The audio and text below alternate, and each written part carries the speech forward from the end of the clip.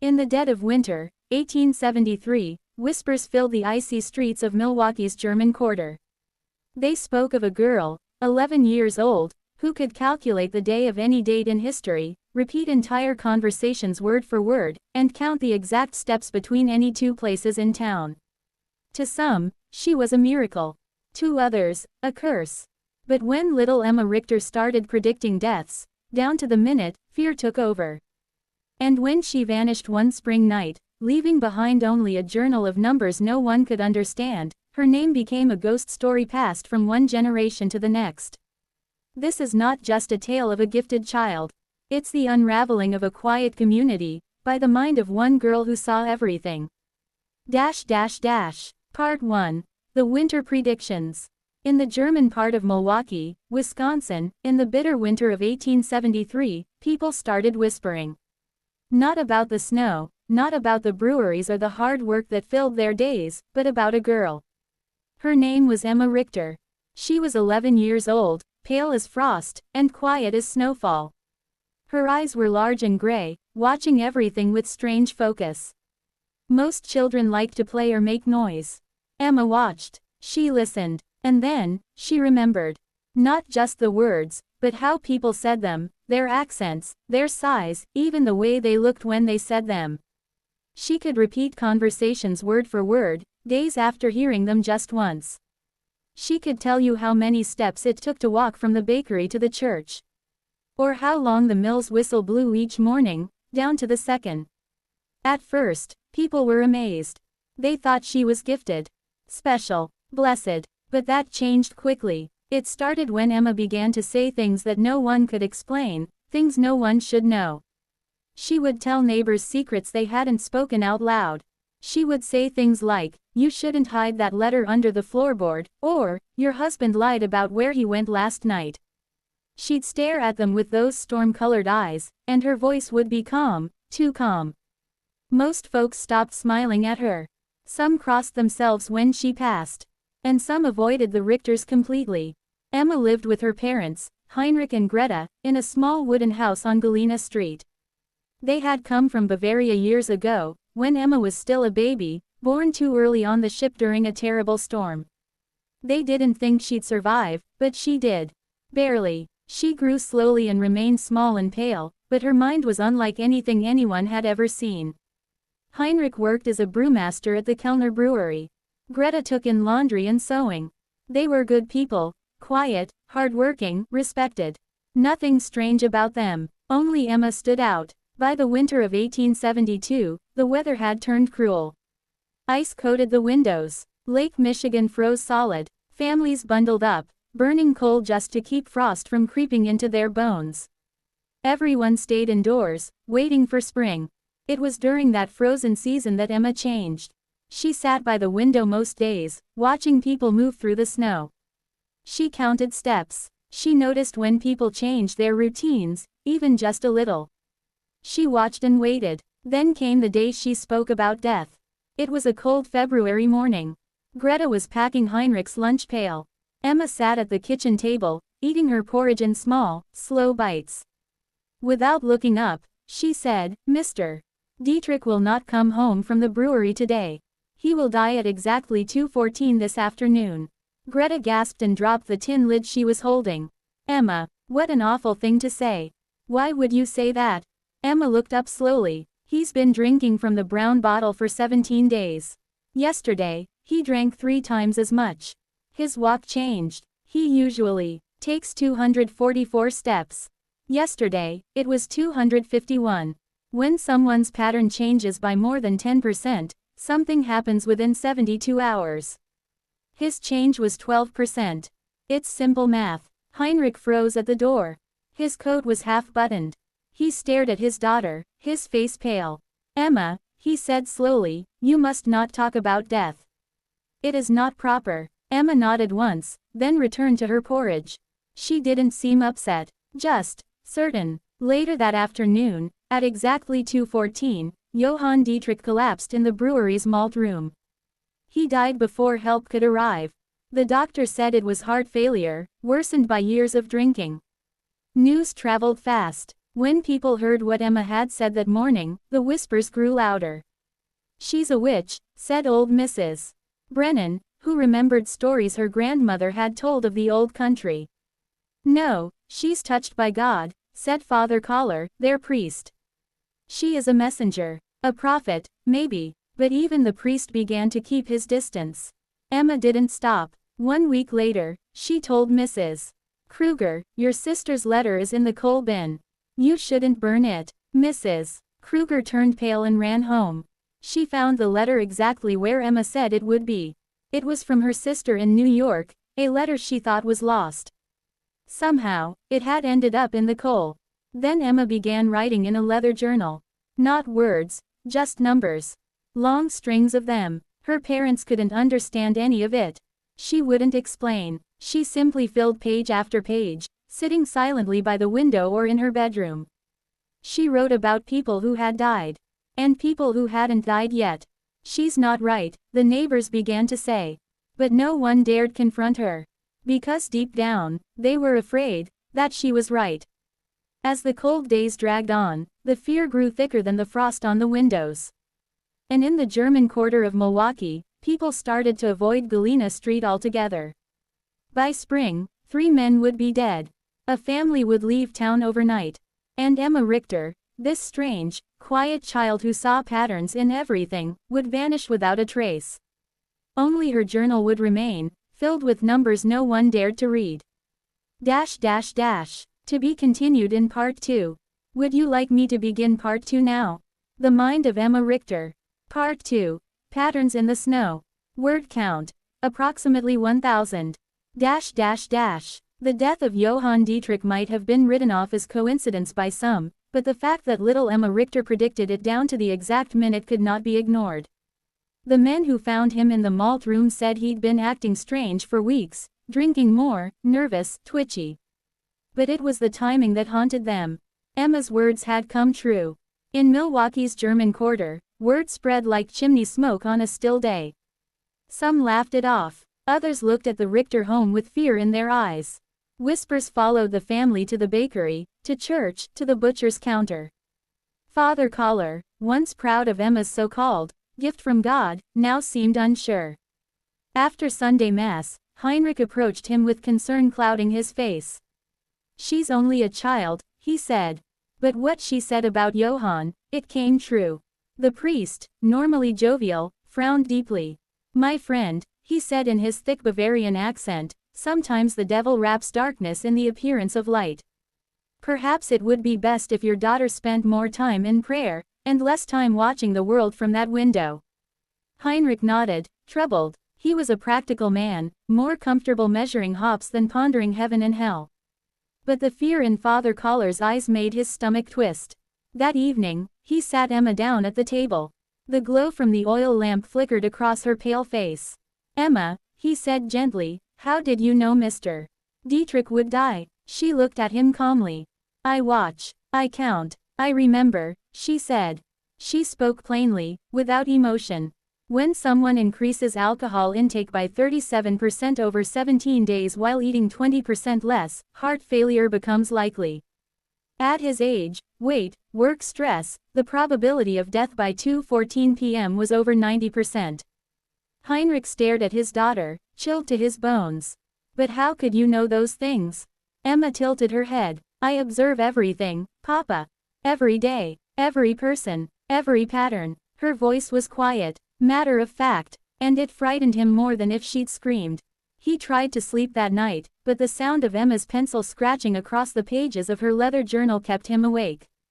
She wrote numbers, dates, calculations. Heinrich didn't want to know what they meant.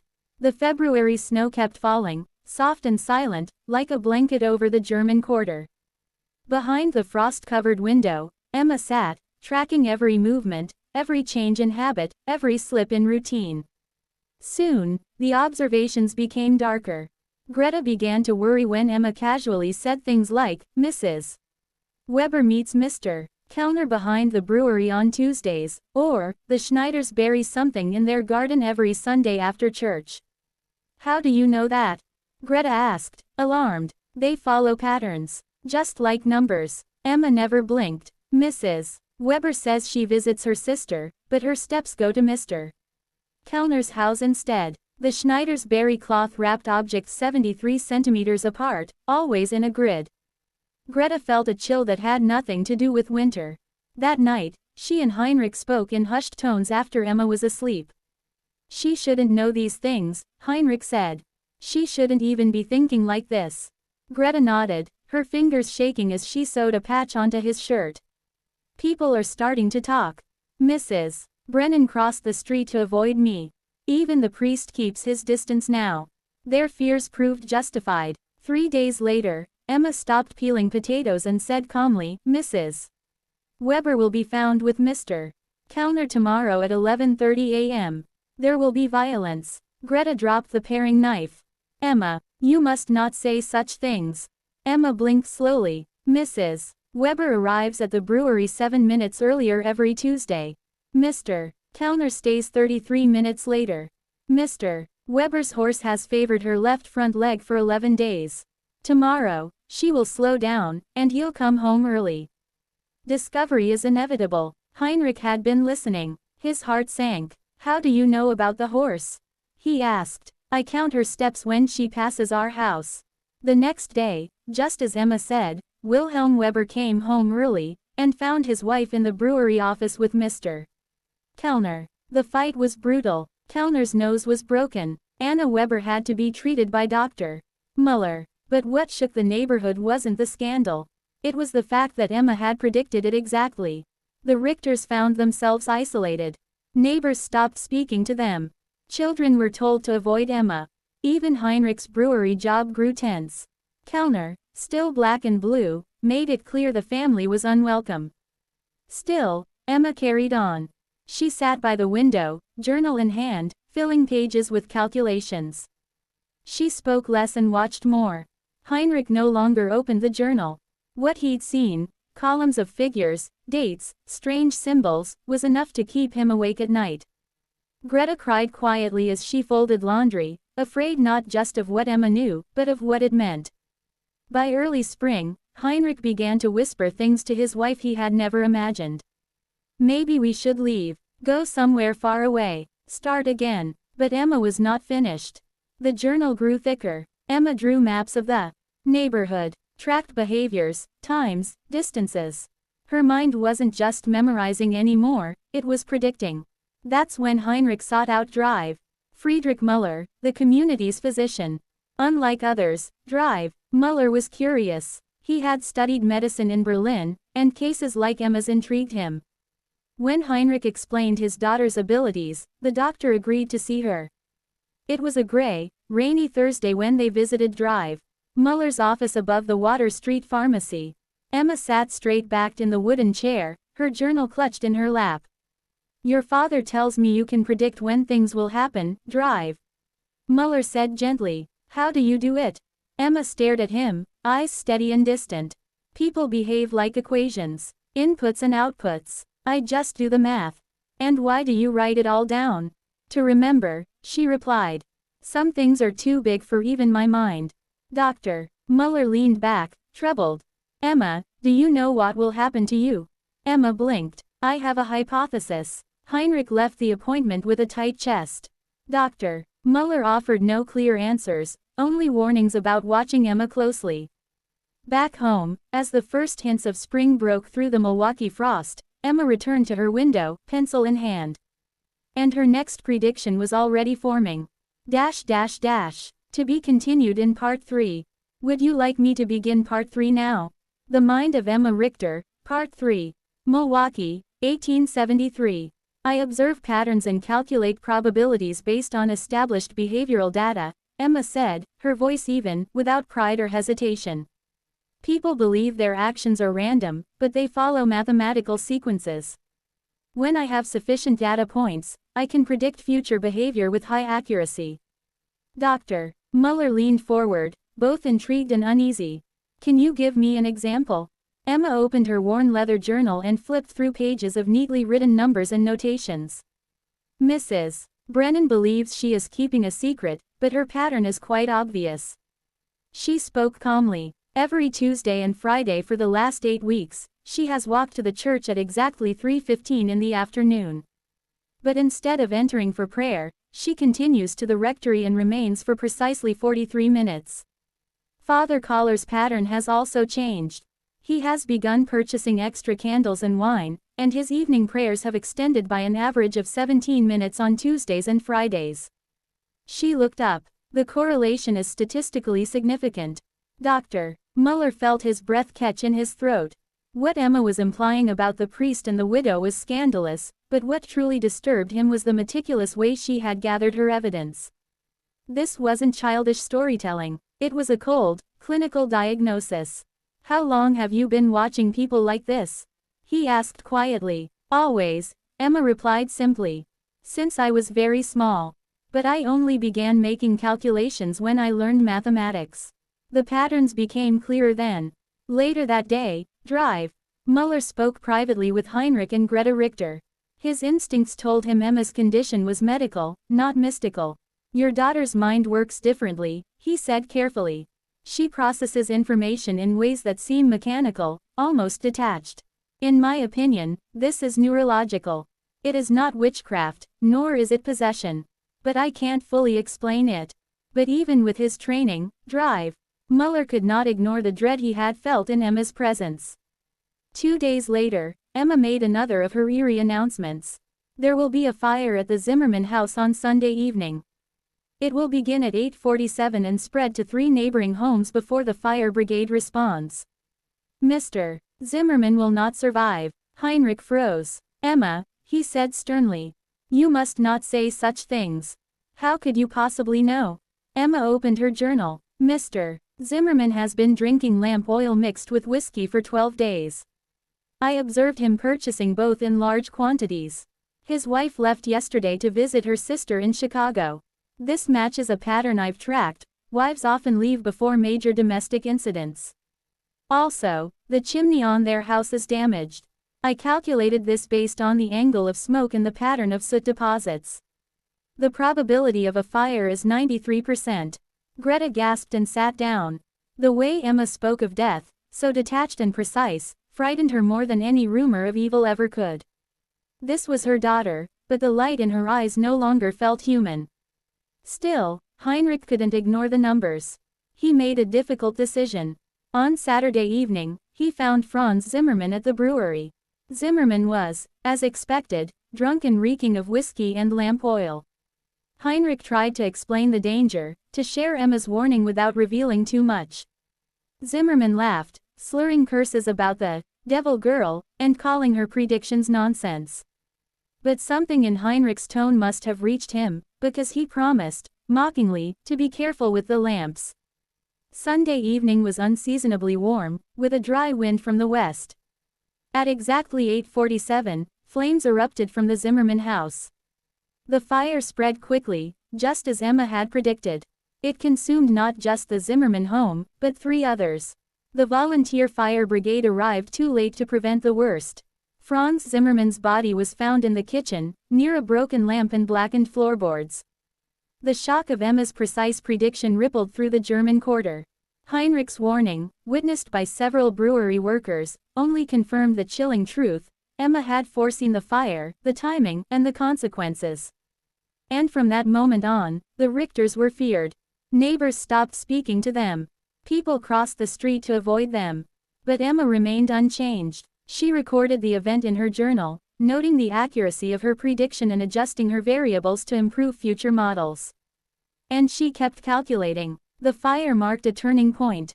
The Brauns, Kohlers, and Steiners, all now homeless, watched Emma with terrified eyes. No one said the word witch, but it hung in the air unspoken. Heinrich lost work at the brewery. Co-workers ignored him. Even old friends avoided him. Ernst Kellner, his bruises from Wilhelm Weber still visible, made it clear the Richters were no longer welcome at any social gathering. Emma didn't seem to notice. Her journal grew thicker with entries. She began mapping multiple timelines, tracking overlapping behaviors of dozens of people, predicting not just events but moods, arguments, purchases, illnesses. Her predictions extended weeks into the future. Greta could barely look at her daughter anymore. The child who once sang to her dolls and made flower chains now spoke only in probabilities and patterns. Human suffering, in Emma's mind, had become another calculation. Greta prayed each night for her daughter's heart to return, for some flicker of empathy to shine through the gray, watchful eyes that now recorded every detail of life like a machine. Then, one morning in late April, the pattern changed. Emma sat by the window, her usual place. She watched the street silently, her pencil moving across the page. Suddenly, she looked up. "Mama," she said calmly, "there is something wrong with the pattern today." Greta, rolling dough for bread, paused. "What do you mean, Mrs. Brennan?" "Every Tuesday for 11 weeks, she has walked to the rectory at exactly 3:15. But today she left her house at 2:47 and walked toward the river. Her step length decreased by 12%. Her breathing was irregular. She is distressed. The probability of a final act is high." Greta's hands began to shake. "Emma, stop this. You can't know that. The probability is 87%, Emma replied.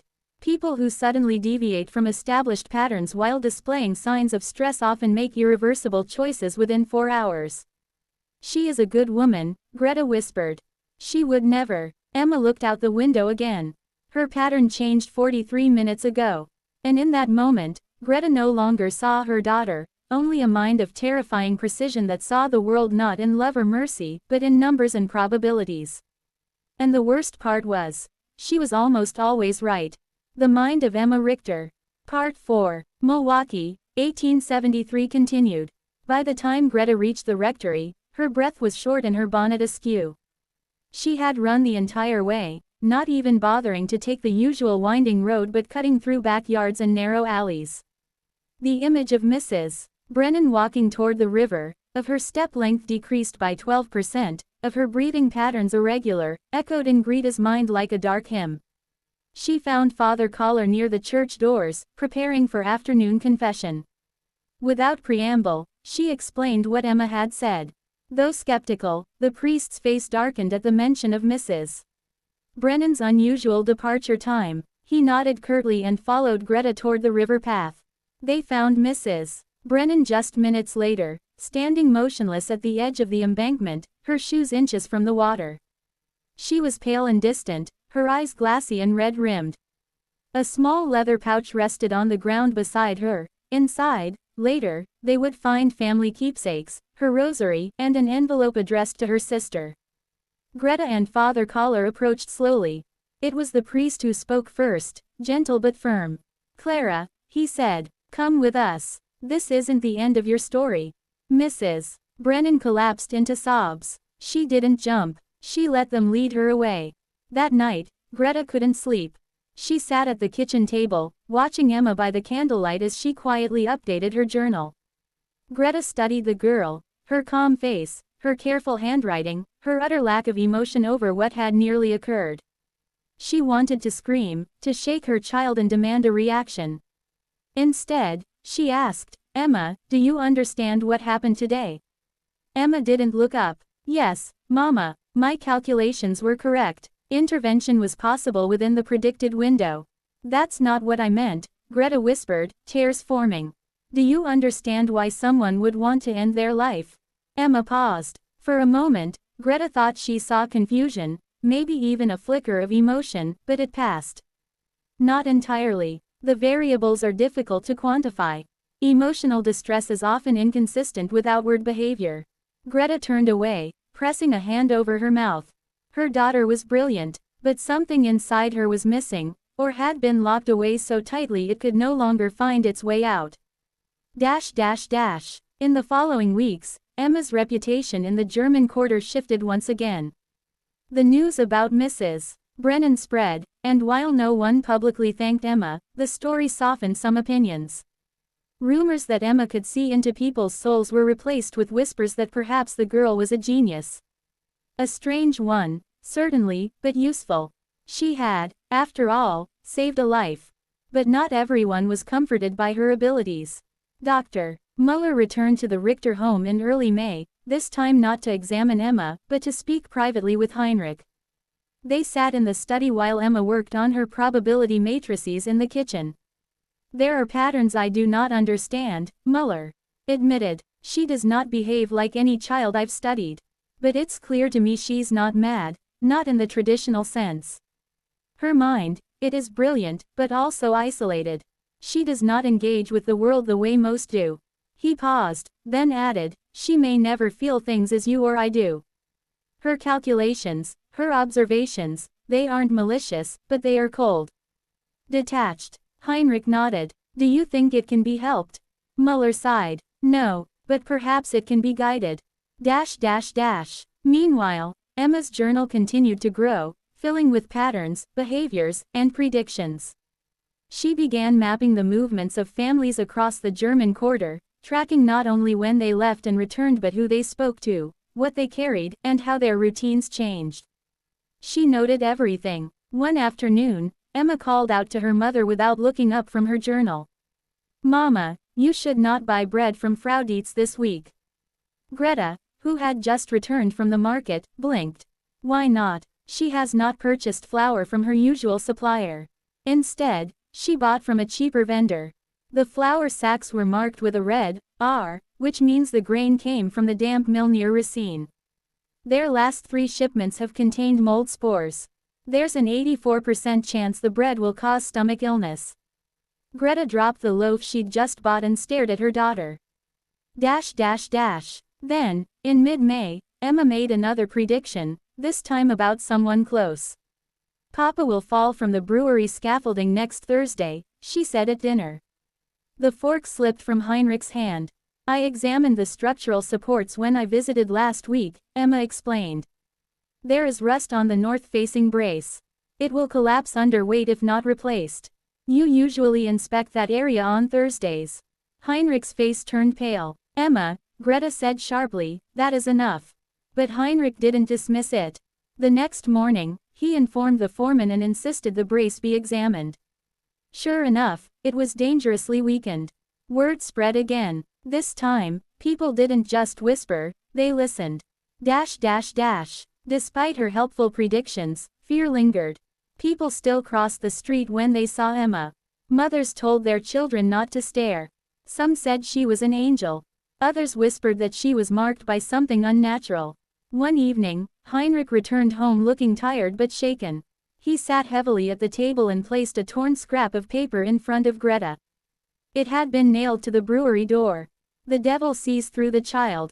Keep her away. Emma glanced at it once and went back to writing. Greta worried the constant observations, the relentless calculations, were beginning to affect Emma's sleep. But when she checked her daughter's journal late one night, what she found was worse than she'd feared. Emma had begun documenting her own family. Patterns of Greta's morning routines, fluctuations in Heinrich's temper, and a detailed entry titled, Projected Timeline for Maternal Breakdown. Variables include anxiety, fatigue, and emotional strain. Greta snapped the journal shut and sat back in horror. Her daughter wasn't just watching the world anymore. She was watching them, and somewhere inside Emma's mechanical mind, she was already calculating what would come next. Part 5 coming next. The Mind of Emma Richter. Part 5. Milwaukee, 1873 continued. Greta placed Emma's journal back on the shelf, her hands trembling. She knew the girl would notice it had been moved. Emma noticed everything. But Greta didn't care. What she had read chilled her deeper than any winter storm. Her own breakdown, mapped and predicted like a weather pattern. The next morning, Greta did not speak of the journal. She made breakfast, as usual, wiping her hands on her apron, humming an old hymn through tight lips. But inside, fear festered. How long before Emma's calculations turned to action? How long before her cold logic decided something had to be removed, someone too unstable to be part of the equation? Emma remained unchanged. She continued to observe and document, to predict and advise. Her tone was never unkind, but always distant, as if she lived behind a glass wall, able to see the world but not feel it. One Sunday, as the family walked home from church, a sudden cry rang out. A small boy had run into the street, chasing a hoop, just as a horse-drawn wagon rounded the corner too fast. Greta screamed, but Emma stepped forward. 3 steps left, she said flatly. Now, the boy obeyed, perhaps by instinct, perhaps by some eerie pull in Emma's voice.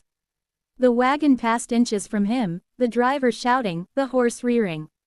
Everyone stared. The boy's mother dropped to her knees, sobbing, clutching him. But her eyes met Emma's not with gratitude, but with unease. The other onlookers crossed themselves. No one thanked the girl. Not out loud. A week later, Heinrich began to cough. It started as a scratchy throat. He blamed the dust at the brewery. But by the third day, his fever burned high, and by the fourth, he could no longer stand. Doctor Muller came quickly and examined him in grim silence. Pneumonia, he finally said. Advanced. He must rest completely. Emma sat at the table, watching without blinking. When Muller left, she stood and turned to her mother. You must change the linens twice per day.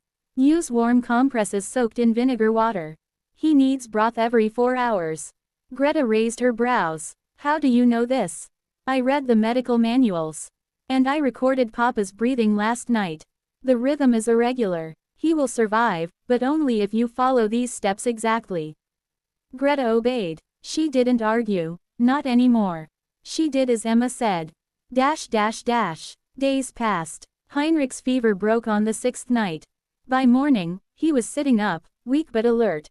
The household exhaled in relief. But something had changed in him. As Greta helped him sit by the fire, Heinrich looked toward the kitchen where Emma sat writing, her face bathed in amber candlelight. She knew, he said softly. Before the doctor. She knew. Greta nodded, folding the blanket over his lap. She knows everything, she whispered. That same week, strange things began happening in the neighborhood. 2 dogs were found dead behind the butcher's shop. Children claimed a figure had been seen crouched near them the night before, small, thin, unmoving. Then Mrs. Kraus swore she heard whispering outside her window after dark, though no one was there when her husband checked. Emma noted the changes in her journal. She drew a rough map of where the events occurred and recorded the time of night each incident happened. She added a label, pattern of encroachment, unidentified variable. On May 27th, something even stranger occurred. Greta woke in the night to the sound of Emma's voice. She rose quietly and walked to the hallway. Emma stood in the dark, facing the door. Her journal was clutched in one hand, and in the other, a piece of chalk. On the wood floor, she had drawn a perfect circle with intersecting lines, numbers along the edges, and symbols Greta didn't recognize. Emma was speaking in a low voice. Not German, not English, something else. Greta gasped. Emma. The girl turned slowly. I apologize, Mama. I didn't wish to wake you. What is this? What are you saying? Emma looked at the circle. It's a harmonic protection grid. Based on lunar cycles and magnetic readings. The variable approaching the neighborhood, whatever it is, it does not behave like a man or beast. I believe it can be repelled by resonance patterns. Greta stared in horror. Where did you learn this? I didn't, Emma said simply. I calculated it. Later that day, Greta went to see Drive Muller alone. She described the chalk, the language, the strange behavior. The doctor listened quietly, then lit a long-stemmed pipe. I believe Emma may be channeling her intelligence into beliefs. Fantastical ones. Perhaps her mind needs to make sense of what it can't fully control. But what if she's right? Greta whispered. What if she's seeing something we can't? Muller didn't answer. He just looked away and murmured, then God help us. That night, Emma asked her mother to place a small mirror above each window and to scatter iron nails under the front and back door. Greta did it. She didn't ask why. The next morning, a girl named Annalise was found wandering near the train tracks, barefoot, dirty, and mute. She had been missing for 3 days. She wouldn't speak, not even to her mother. Emma watched the news spread, listened quietly as neighbors gathered to speculate. That evening, she turned to her mother and said, "It has begun." Part 6 coming next. The Mind of Emma Richter. Part 6. Milwaukee, 1873 continued. The news of Annalise's return spread through the neighborhood like a cold draft. People whispered at doorsteps, glanced over shoulders, locked doors early. A girl gone for 3 days, found barefoot and speechless by the train tracks, meant something wasn't right. But no one said it aloud. No one dared. Inside the Richter house, silence ruled. Emma spoke only when necessary. Her chalk markings now extended into the cellar. She carried her journal constantly, recording entries even while eating. Greta tried to read over her shoulder, but the words had shifted. More symbols now, fewer German or English sentences. Numbers, circles, coordinates. Some of it looked like music, other parts like maps.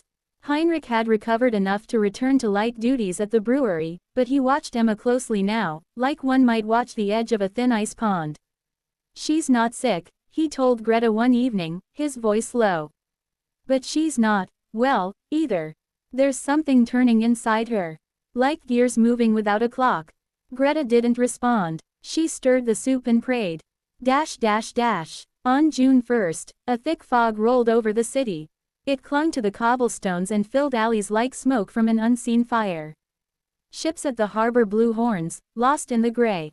The gas lamps barely cut through the mist, casting odd shapes on the walls. Greta went to the bakery that morning and found the door locked. A note hung crooked on the window. Closed due to illness. She walked past the church, where Father Baumgartner stood alone on the steps, wringing his hands. "You feel it too, don't you?" he whispered to her as she passed. Greta nodded. "It's like the air is listening." That night, Emma placed candles in the corners of her room. 4 white, 1 black. Heinrich saw and shouted, "Enough. No more rituals. No more chalk or mirrors or symbols." But Emma simply looked at him. "If I stop," she said softly, "the barrier will collapse. Then you'll see what lives beyond it." Greta found Emma sitting on the cellar stairs the next evening, staring at a sheet of paper. The lantern by her side barely lit her face. "What are you looking at?" Greta asked, kneeling beside her. Emma held up the paper. It was covered in tiny writing, columns of numbers, arrows, moons, a jagged line that dipped sharply halfway through. "It's a timeline," Emma said. "And today is the midpoint." "Midpoint of what?" Emma looked up, her gray eyes flat and still. "Of when the thing crosses over." That same night, the screaming began. It started in the house next door. Mr. Engel, the schoolmaster, ran out into the street, shirt torn, wild-eyed. "My son, he's not speaking right. He keeps asking for light, keeps saying he can't see the shape." Others came outside. Lights flickered in windows. A girl on the 3rd floor screamed that her reflection wouldn't move with her. A man swore his wife was humming lullabies she'd never learned. The fog didn't lift. It grew thicker. Greta sat with Emma, clutching her hand. "Tell me what's happening, Emma," she begged. "Please." Emma didn't answer right away. She was listening to something Greta couldn't hear. Finally, she said, "There's an intelligence in the pattern. It's not random. It's circling, testing weak minds. It doesn't enter like a person. It drips. Like a leak. A thought here, a whisper there. Until enough minds carry its weight, and then it arrives." Greta stared. "Arrives from where?" "I don't know," Emma whispered. "Maybe not from a place. Maybe from a frequency. Like sound, but deeper." The next morning, Greta found Emma lying on the floor of her room, eyes open, lips moving without sound. She rushed to her and shook her gently. "Emma." The girl blinked, sat up slowly. "It's close now," she said. "Too close. We have 2 days, maybe 3. "To do what?" Emma's voice trembled for the first time in weeks. "To decide." "Decide what?" "If we try to seal it, risk our minds. Or if we let it in, and see what it wants." That night, Greta dreamed. She was standing in a field of white paper, each page filled with Emma's symbols. The sky above pulsed like a heartbeat. In the distance, a tall figure stood still, facing away. She called out, but the wind carried her voice backward. The figure turned slowly. It had no face, just mirrors. She woke in a cold sweat. From the hallway, she heard Emma's voice. "I saw it too," the girl whispered. Greta opened the door. Emma was standing by the window, watching the fog. It showed us what it wants, she said. It wants witnesses. Minds it can live through. Greta shook her head. You're just a child, Emma. You can't carry this. I already am. Part 7 coming next. The Mind of Emma Richter. Part 7. Milwaukee, 1873 continued. On the morning of June 3, the sun did not rise. Not entirely. A gray light hovered in the sky like a dying ember. The fog remained thick and unmoving. Everything looked washed in ash. Even the birds had gone silent. Greta woke early and lit 3 lamps in the house. None of them could warm the gloom that pressed against the windows. Heinrich came in from the porch, coat damp, eyes wide. It's not just our street, he whispered. It's the whole city. Inside her room, Emma sat cross-legged, a dozen pages of notes around her. She had drawn a circle in chalk across the wooden floor again, this time with 3 inner rings, each lined with symbols that Greta could no longer decipher. Emma hadn't slept, or eaten. She looked thinner, like she had shed something human in the past 2 days. It's trying harder now, she said as Greta entered. It doesn't want me warning anyone else. Greta stood at the edge of the circle, hands trembling. How can something be this powerful? If it's real, why hasn't it taken over everything already? Emma looked up. Because it's not trying to conquer. It's trying to become. And to do that, it needs minds willing to see it. That afternoon, a knock came at the door. It was Annalise. She looked more alert than before, but still pale. Her eyes were sharp, scanning everything as though reading invisible lines in the air. I remember something, she said quickly. From the days I was gone. They sat in the kitchen, and Annalise spoke with a flat, clear voice. There was a sound, a low, constant hum. Like metal wires stretching. It got louder when I tried to think. I wasn't in a room, I was in a pattern. A living pattern, like being trapped inside a thought someone else was thinking. She looked directly at Emma. And I think you're the one it's been trying to think through. Emma didn't deny it. She simply nodded. Later that evening, Father Baumgartner arrived, his face white as linen. He carried a thick book under his arm, not a Bible. This was found beneath the altar, he said. It doesn't belong to the church. Greta opened the book and froze. The pages were filled with the same symbols Emma had been drawing for weeks. Same circles, same slashes, same phrases. Only the fractured mind can reflect the full shape. It must pass through understanding to become real. He who gazes long becomes its vessel. Emma pointed to one page. This part here, it's a ritual. Not to summon it, but to interrupt the broadcast. A signal blocker. Father Baumgartner frowned. But the cost, look at the warnings, the mind performing this must already be fragmented. Otherwise, collapse is inevitable. Emma's voice was calm. Then I'm the only one who can do it. That night, they prepared the cellar. They removed crates and shelves. They scrubbed the stone floor clean. Emma drew a massive symbol across the floor using ashes, salt, and wax. She placed 3 mirrors around the circle, one to the west, one to the north, one to the southeast. Why mirrors? Greta asked. Because it's already in the reflections, Emma said. It hides in half-seen things. Shadows in glass. Glimpses from the corner of your eye. If we trap its image, we can weaken the signal. Father Baumgartner read from the book in a broken Latin-German hybrid. Each word sounded heavier than the last, like iron being dragged across stone. The air in the cellar changed. First, it grew still. Then tight. Then came the smell, burnt copper and rotting leaves. Emma sat in the center of the circle, back straight, hands open on her knees. She began speaking. Not words, but tones. Sounds that made Greta's teeth ache. High, then low, like tuning forks made for something not human. The mirrors rippled, then cracked. Upstairs, Greta heard things begin to slide across the floor. Furniture moving by itself. A low hum, like a choir made of insects. She peeked out the window, and saw that across the street, every window now had someone standing inside it. Motionless. Watching the Richter home. No one blinked. No one moved. It was as if the city had turned into an audience. Dash dash dash. Back in the cellar, Emma screamed. But it wasn't pain. It was resistance. A sound like pushing back against thunder. The candles burst. The mirrors shattered. Father Baumgartner fell to his knees, clutching his head. Greta rushed to Emma's side. The girl was convulsing, eyes rolled back, mouth open, but no sound came out now. Just silence. A deep, swallowing silence. And then, darkness. Dash dash dash. It was morning when Greta opened her eyes. The fog was gone. The sky was clear. Birds chirped like nothing had ever happened. Emma lay still in the circle.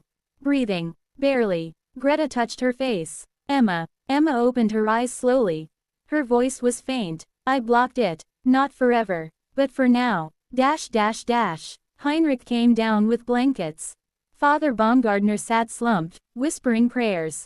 No one spoke of what they had seen, because how could they? But everyone felt it. A weight had lifted. For now. Dash dash dash. As they carried Emma upstairs, she gripped Greta's hand. You must promise me, she whispered. Promise you what? When it returns. Greta waited. Don't let it find me again. Dash dash dash. Part 8 coming next. The Mind of Emma Richter. Part 8. Milwaukee, 1873 continued. Emma slept for 2 days straight. No movement, no sound, only her slow, shallow breaths assured Greta that her sister was still alive.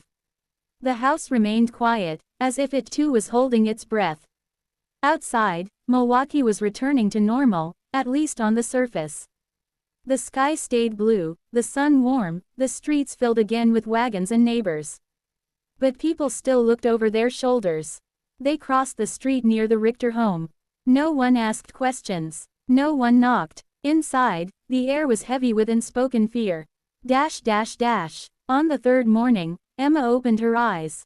Greta was sitting by the window, peeling apples for a pie she had no intention of baking. Emma whispered, "It's not gone." Greta rushed to her side. "You said you blocked it. You said it worked." Emma nodded slowly. "I did. I blocked the broadcast. I stopped it from spreading. But the signal, it's still in me. It just went quiet." Greta swallowed hard. "What does that mean?" "It's waiting." Dash dash dash. That evening, Father Baumgartner returned. His face looked older, his hands shook slightly when he held the cup of tea Greta offered. "I've seen a possession before," he said. "Twice, in fact, once in Poland, once in a village near Graz. But this is something different. It's not a demon," Emma said softly from the couch. "It's not from below, it's from beside." Baumgartner looked puzzled. Emma tried to explain. "It doesn't hate us. It doesn't want to torment. It wants to complete itself. Like, it's missing something. And it thinks the human mind can finish the pattern." Greta shivered. "And what happens when it's complete?" Emma stared blankly. "It becomes real, not just in one mind, but in all minds. It stops being an idea. It becomes a law, like gravity." Dash dash dash. That night, Heinrich knocked on Greta's door with a strange expression. "I found something," he said. "In the field behind the Lutheran cemetery." They followed him with lanterns, their boots crunching over dry grass and fallen leaves. He led them to an old oak tree near a small shed. Beneath the roots, partly uncovered by recent storms, was a box. A wooden chest, nailed shut, worn smooth by time. Inside, bones, human bones, and wrapped around the bones, a cloth stitched with the same symbols Emma had drawn. A sigil in red thread. And tucked in the corner, a locket. Inside the locket, a tiny painted portrait. It was Emma, or someone who looked exactly like her. Dash dash dash. Emma touched the locket gently. "This isn't my first time here," she whispered. Greta blinked. "What are you saying?" Emma didn't answer directly. Instead, she whispered, "It's not bound by time the way we are. I think I've seen this place before. Maybe in dreams. Maybe in lives I don't remember fully." Baumgartner frowned. "You mean reincarnation?" "No," Emma said. "Echoes. It sends echoes through time. Maybe it's not even alive in the way we understand. Maybe it's searching, reaching out across centuries, and sometimes, people like me catch the echo." Dash dash dash. Later, They brought the bones to the church. Baumgartner buried them in sacred ground, said a prayer in Latin, and salted the soil. But even as they stood in silence, Greta noticed Emma staring at the sky, her face unreadable. Afterward, walking home, Emma finally said, "She lived in this town. A girl with my face. 100 years ago, maybe more. It failed then too. It used her. It broke her. But it didn't finish." Greta's voice cracked. "Is it trying again, through you?" Emma only said, "Yes." That night, Greta had a nightmare. She was in a hall of mirrors.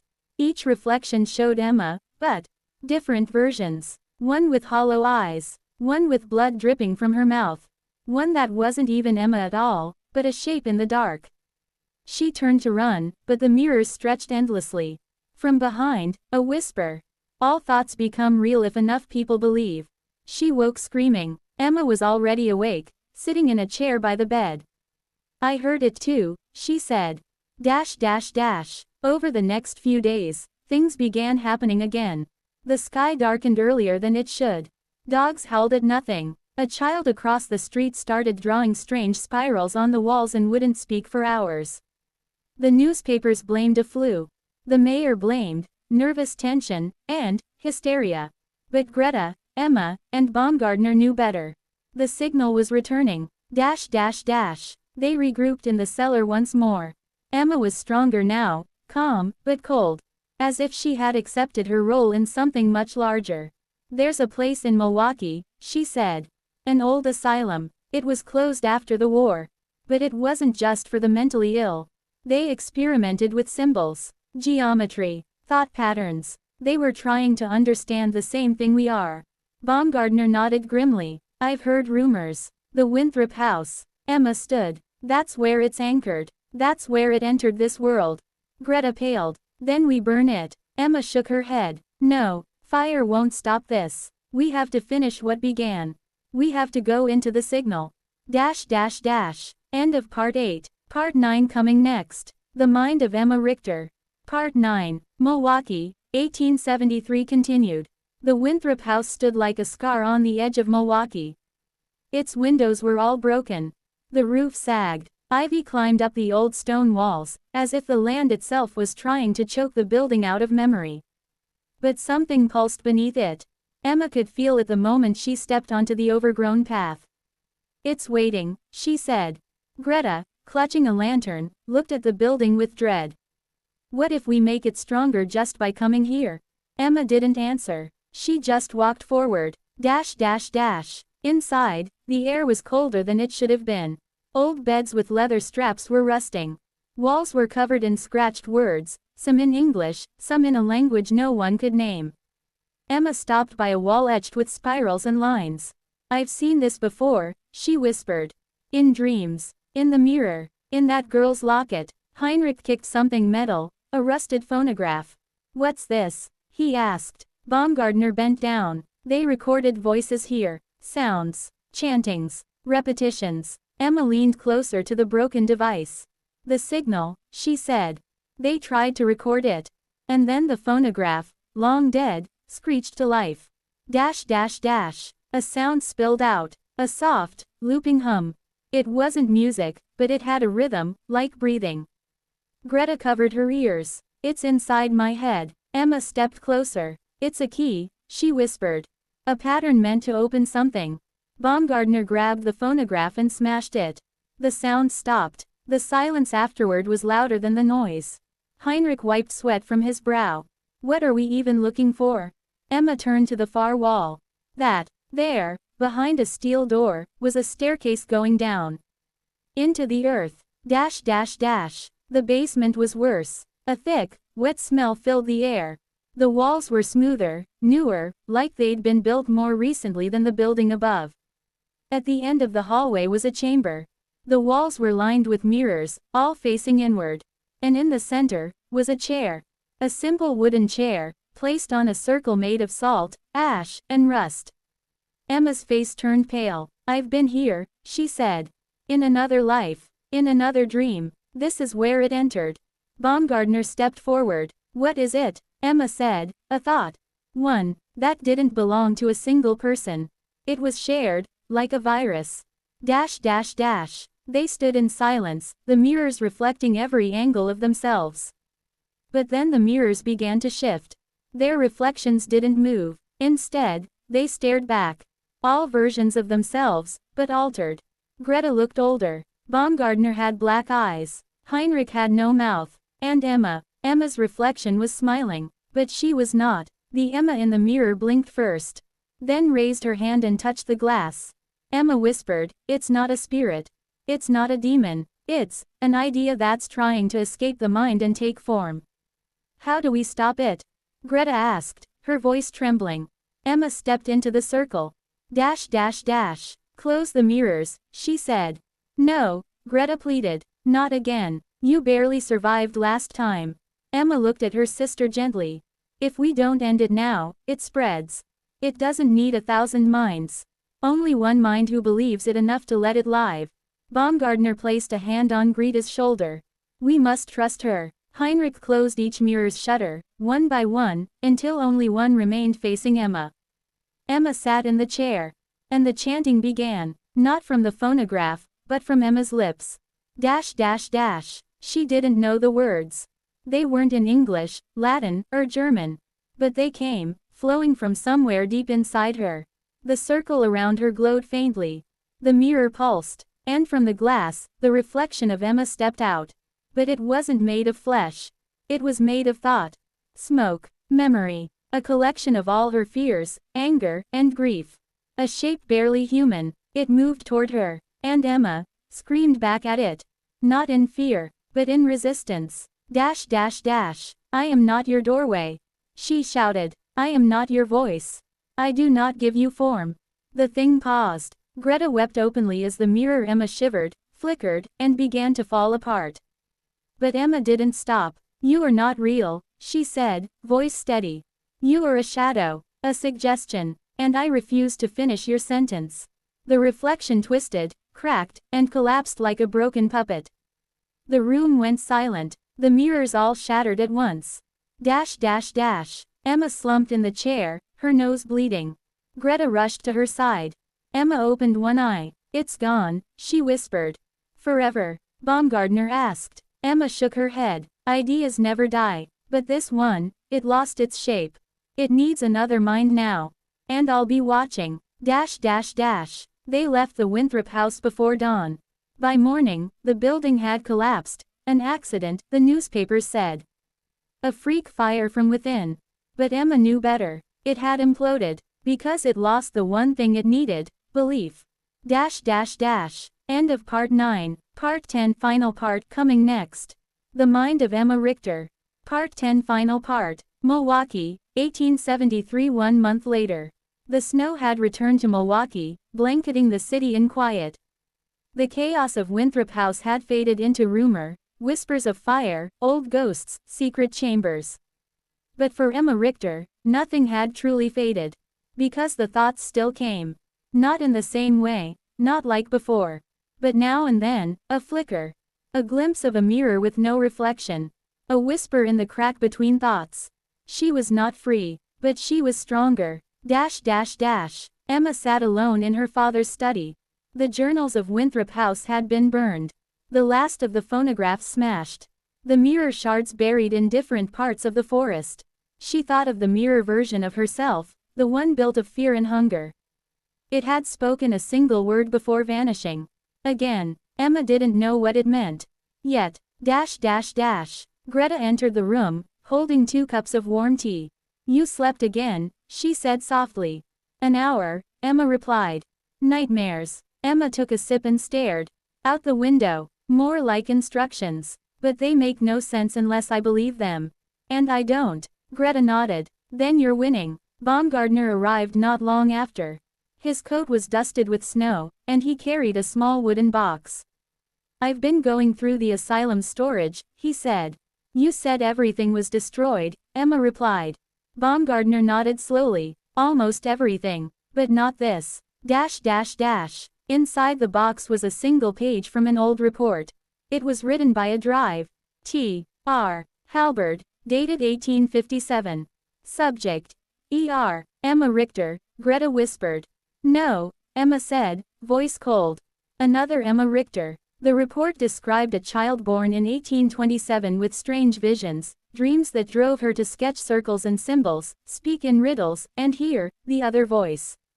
She had been committed by her family, her mind too dangerous to leave unchecked. Emma's hands trembled. She died in Winthrop House. They told me I was the first. They lied, Baumgardner said. So this thing, Greta asked, has used others. Emma nodded. Not possessed. Just borrowed. Bent them around its purpose. Heinrich joined them later that night, carrying newspapers.